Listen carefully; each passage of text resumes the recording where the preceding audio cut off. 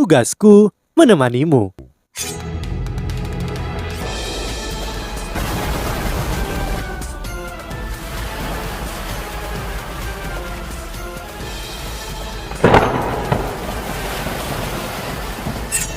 Hai sahabat Pasuk, kembali lagi bersama alur cerita versi novel Solen 2 Sekte Tang yang tak tertandingi. Jangan lupa like, subscribe, dan nyalakan tanda lonceng. Mari kita lanjutkan. Wang Dong dengan marah berkata, "Huo Yuhao, bangun! Apa yang kamu inginkan? Kamu tidak bisa cukup rajin sampai-sampai kamu akan menyeretku untuk berkultivasi denganmu juga kan? Lupakan saja untuk hari ini. Aku kelelahan. Biarkan aku tidur." Setelah berbicara, dia berguling dan hampir seketika mulai mendengkur. Wang Dong terkejut ketika dia melihat ini. Bagaimana orang ini bisa tertidur seperti ini? Dia masih kembali pada akhirnya dan bahkan telah menjadi master jiwa berjiwa kembar. Namun kabut penuh pertanyaan tampak mengelilingi Wang Dong. Orang macam apa Huo Yuhao? Awalnya Yuhao yatim piatu bagi Wang Dong, tetapi sekarang tampaknya Yuhao telah berubah. Suasana misteri mengelilinginya. Ceritanya sangat aneh dan hampir tidak bisa dipercaya. Tetapi faktanya masih ada. Dia sekarang memiliki jiwa bela diri kembar dan cincin roh 2000 tahun. Dengan fakta-fakta ini, kisahnya yang aneh benar-benar tidak memiliki kekurangan sama sekali. Satu-satunya orang yang tahu dia berbohong adalah Wang Dong. Tidak mungkin jiwanya menunjukkan tanda-tanda kehancuran. Mungkinkah dia tidak menyadarinya karena dia berhalusinasi? Pada akhirnya, meskipun pikirannya penuh keraguan, Wang Dong masih memutuskan untuk tidak membangunkan Yuhao. Dia duduk di tempat tidurnya dan berpikir, lupakan saja. Bukankah semua orang punya beberapa rahasia? Apakah saya tidak sama dengannya? Mengapa saya harus sangat ingin tahu?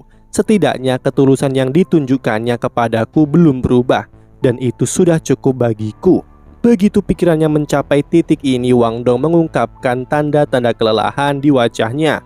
Bahkan penjahat itu tertidur. Mengapa aku harus berkultivasi jika dia tidur?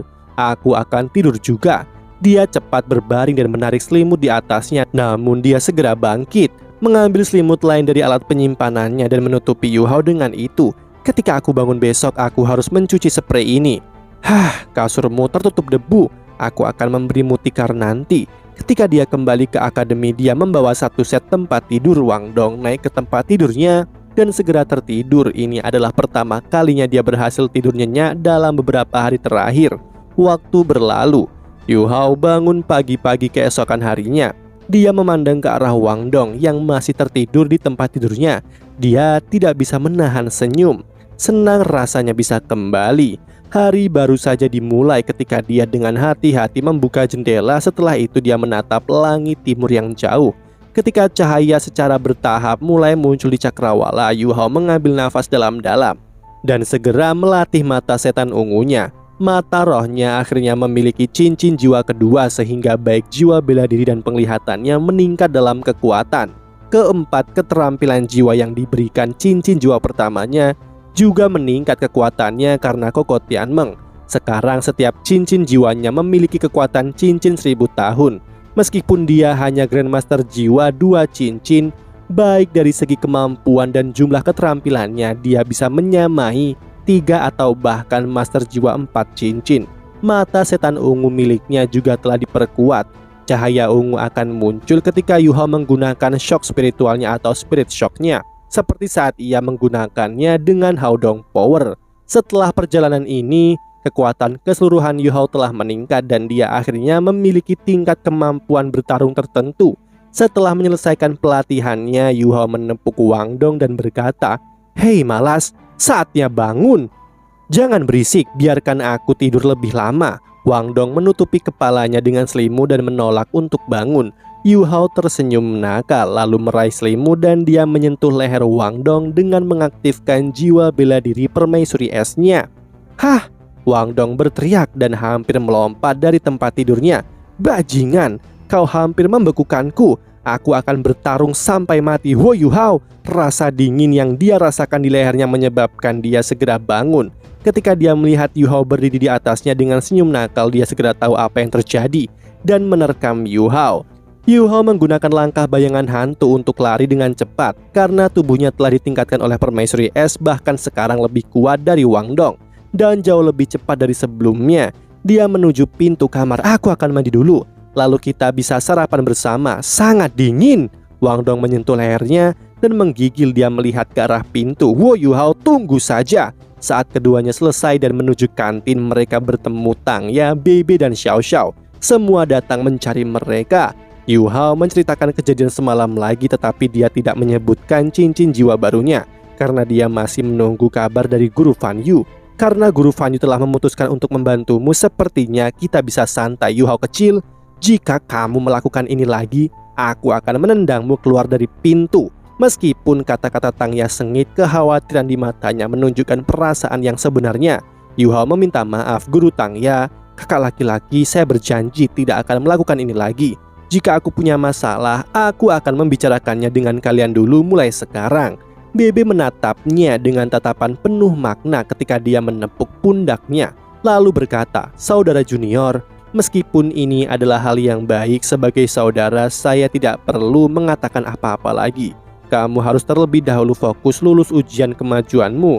Ya kakak. Yu Hao menghormati Bebe bahkan melebihi dari Tang Ya. Mereka akhirnya makan bersama. Setelah dipromosikan, Yu Hao pindah bangunan kelas juga. Yang sebelumnya warna putih sekarang ke gedung berwarna kuning. Kini Xiao Xiao, Wang Dong, dan Yu Hao tiba di depan gedung sekolah kuning, lalu berjalan ke kelas 1 tahun kedua. Ketika mereka berjalan, mereka bertemu 3 orang yang mereka kenal. Mereka adalah Dai Huabin, Zulu, dan Chu Yaiji. Keenam dari mereka berdiri saling berhadapan. Bagaimanapun tim Dai Huabin menyimpan dendam-dendam pada tim Huo Yu Hao, apalagi setelah tragedi pengusiran Dai Huabin dari kelas 1. Namun sebenarnya dengan tragedi ini merangsang moralnya. Tidak hanya dia menjadi perwakilan kelas dari kelas 2, melalui usahanya sendiri, dia juga menghabiskan banyak upaya budidaya selama tahun lalu. Ketekunannya tidak kurang dari Yu Hao, dan upayanya membuat tingkat kultivasinya melambung. Kekuatan jiwanya sekarang peringkat 36. Dia jelas yang terkuat di antara siswa kelas 2. Tidak ada orang yang bisa menandinginya. Mata Zulu menjadi dingin dan dia berkata dengan mengejek, bukankah ini Huo Yu Hao? Oh tunggu, saya dengar kamu tidak mendaftar kemarin. Apakah kamu datang ke tempat yang salah? Atau tidakkah kamu tahu bahwa peraturan sekolah menyatakan bahwa siswa yang tidak mendaftar tepat waktu akan langsung dikeluarkan? Yu Hao tersenyum, matanya masih menatap Dai Huabin dan menjawab, apa hubungannya ini denganmu? Tentu saja ini ada hubungannya denganku, kata Zulu. Sebagai siswa Akademi Shrek, aku tentu harus membela aturan akademi. Ini bukan tempat di mana kamu seharusnya berada, jadi pergilah dari sini. Hubungan antara kedua kelompok sudah menjadi tidak bisa didamaikan, dan sekarang dia punya alasan. Dia pasti tidak akan sopan dan menahan diri. Wang Dong menjawab dengan jijik, kamu pikir kamu siapa hingga membuatmu menggantikan akademi untuk menegakkan aturan? Jika kalian berdua tidak mengandalkan statusmu sebagai murid inti, kalian berdua pasti sudah ditendang. Wang Dong telah menusuk titik lemah Dai Huabin. Kilatan marah melintas di matanya dan dia mendengus dingin. Kau mencari kematian. Dia mengambil langkah maju dan mengirim serangan telapak tangan lurus ke arah Wang Dong. Pada saat itu juga cahaya hitam tiba-tiba muncul di antara kedua pihak. Itu adalah kuali Xiao Xiao. Dai Huabin tidak menghentikan serangannya dan membiarkan telapak tangannya menghantam kuali penghancur kehidupan. Kesenjangan kultivasi mereka sepenuhnya nampak saat ini. Kuali Xiao Xiao terbang tak terkendali menuju Wang Dong. Xiao Xiao hanya punya 2 pilihan. Dia bisa menarik jiwa bela dirinya dan mengekspos Wang Dong, atau membiarkan kualinya melesat tak terkendali menuju Wang Dong. Sementara Xiao Xiao ragu-ragu, sesosok terbang ke depan dan meraih kuali, menghentikannya dan meletakkannya di tanah. Ini kemudian memisahkan kedua belah pihak. Orang yang telah bergerak bukanlah Wang Dong, tetapi Yu Hao. Huo Yu Hao bisa menghentikan hantamannya. Dai Huabin tercengang, dia telah bertarung melawan Yu Hao sebelumnya. Dan kesannya terhadap Yu Hao sejak saat itu adalah, meskipun dia sangat licik dan meskipun jiwanya agak tak terduga, dia pasti tidak setara dengannya dalam kekuatan fisik. Kekuatan fisik Dai Huabin sangat mencengangkan. Jika tidak, dia tidak akan bisa menampar 3 kuali penghancur kehidupan milik Xiao Xiao. Namun itu dihentikan oleh Yu Hao dengan mudah. Dengan kata lain, meskipun Yu Hao tidak memiliki kekuatan yang setara, tapi itu sedikit imbang. Bagaimana ini bisa terjadi? Xiao Xiao juga heran. Meskipun dia telah mendengar cerita aneh tentang bagaimana jiwa bela diri kedua Yu Hao terbangun, dia berpikir bahwa Yu Hao masih seorang guru jiwa tipe kontrol. Namun dia tidak pernah berharap dia sekuat ini. Yu Hao dengan acuh tak acuh berkata, "Dai Huabin, jika kamu ingin bertarung, kita dengan senang hati akan menyambutmu di arena duel jiwa kapan saja. Namun, ini adalah gedung sekolah. Apakah kamu tidak tahu aturan sekolah?" Dia memberi isyarat kepada Xiao Xiao untuk menarik kualinya. Dai Huabin kembali tenang. Dia dengan dingin menjawab, "Tidak perlu menunggu untuk pergi ke arena duel jiwa, Yu Hao. Kita akan mulai tes kemajuan. Apakah kamu berani bertaruh?" "Bertaruh apa?" Yu Hao bertanya. Dai Huabin menjawab dengan suara rendah, "Kita akan bertaruh hasil yang kalian dapatkan dengan hasil yang kami dapatkan selama tes kemajuan." Wang Dong bertanya dengan nada arogan, "Taruhannya?" Dai Huabin menjawab, "Jika kamu kalah, saya ingin hadiah yang kamu menangkan selama penilaian siswa baru." Ekspresi ketiga tim Huo Yu Hao berubah. Selain hak istimewa akademi membantu mendapatkan cincin jiwa, hadiah paling penting yang mereka dapatkan adalah tulang kaki kiri yang sudah menyatu dengan Xiao Xiao. Meskipun Yu Hao dan yang lainnya tidak tahu apakah Dai Huabin benar-benar tahu apa hadiah yang mereka dapatkan, tapi ini setara dengan mematahkan kaki Xiao Xiao. Ketika Zulu melihat perubahan dalam ekspresi ketiga tim Huo Yu Hao, dia menjadi sangat senang dan berkata, "Apa? Takut? Jika kalian takut, potong saja kedua kaki kalian. Taruhannya, ambil taruhannya," kata Xiao Xiao sambil marah. Meskipun dia biasanya memiliki temperamen yang baik, bagaimana dia bisa tahan dipaksa oleh lawan mereka seperti ini? Namun Yu Hao menggelengkan kepalanya. Dia melihat ke arah Dai Huabin dan berkata, "Ubah taruhannya." "Aku tidak mau." Dai Huabin berkata dengan dingin, "Kamu bisa bertaruh atau enyahlah." Sebuah cahaya menyilaukan menembus mata Huo Yu Hao. "Jika kamu kalah, lalu apa yang akan kamu lakukan?" Dai Huabin menjawab, "Jika kita kalah secara alami, kita akan mengeluarkan sesuatu yang bernilai setara." Yu Hao menarik nafas dalam-dalam. "Baiklah, hadiah yang kami dapatkan dari penilaian siswa baru adalah tulang roh kaki kiri. Xiao Xiao sudah menyatu dengannya. Jika kami kalah, maka kami akan mengikuti permintaanmu dan memotong kaki kiri Xiao Xiao dan memberimu tulang rohnya. Jika kamu kalah, saya ingin salah satu kakimu dan tulang roh dengan peringkat yang sama. Ini seharusnya tidak terlalu berlebihan. Selama kamu bisa mengeluarkan tulang roh yang nilainya setara, kita akan bertaruh denganmu." Pada saat ini ekspresi tim Dai Huabin berubah. Mereka tidak tahu apa yang tim Huo Yu Hao dapatkan sebagai hadiah dari penilaian siswa baru. Tidak mengherankan bahwa Yu Hao memintanya untuk mengubah taruhan. Ini secara tak terduga melibatkan pemusnahan anggota badan, namun tatapan penuh semangat muncul di mata Dai Huabin ketika dia mendengarkan kata-kata tulang roh. "Baik, aku tutup mulutmu." Tepat ketika Dai Huabin hendak menjawab, sebuah teriakan tiba-tiba terdengar. Guru Wang Yan menyerbu dengan marah dan berteriak, "Apa yang kalian lakukan? Kalian semua masih sangat muda namun menggunakan tubuh untuk lelucon seperti ini. Dai Huabin, mengapa kamu belum mendaftar di kelas 2? Apa yang kamu lakukan dengan menghalangi jalan ini? Apakah kamu meminta untuk dihukum?" Yu Hao secara alami tidak akan mengambil resiko karena sebuah pancingan emosi. Bagaimanapun ini adalah kaki Xiao Xiao. Dia sengaja menjebak Dai Huabin ketika dia melihat Guru Wang Yan mendekati mereka. Selanjutnya dia sengaja berbicara dengan suara yang sangat keras sehingga Guru Wang Yan mendengarkannya. "Guru Wang Yan, Dai Huabin menghalangi jalan kami sehingga membuat kami tidak bisa masuk kelas dan mendaftar. Selain itu mereka bersikeras untuk bertaruh dengan kami. Mereka juga menyarankan taruhan ini.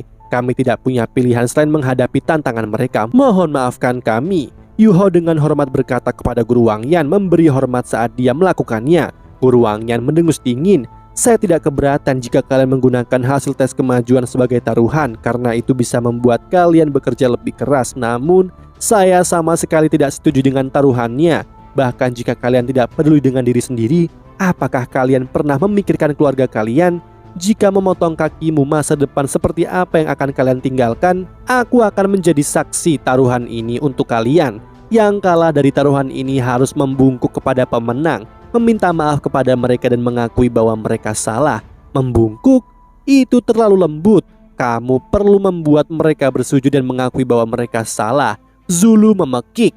Guru Wang Yan baru saja akan menjawab, tetapi Wang Dong dengan cepat melanjutkan, "Baiklah kalau begitu, kaulah yang meminta ini.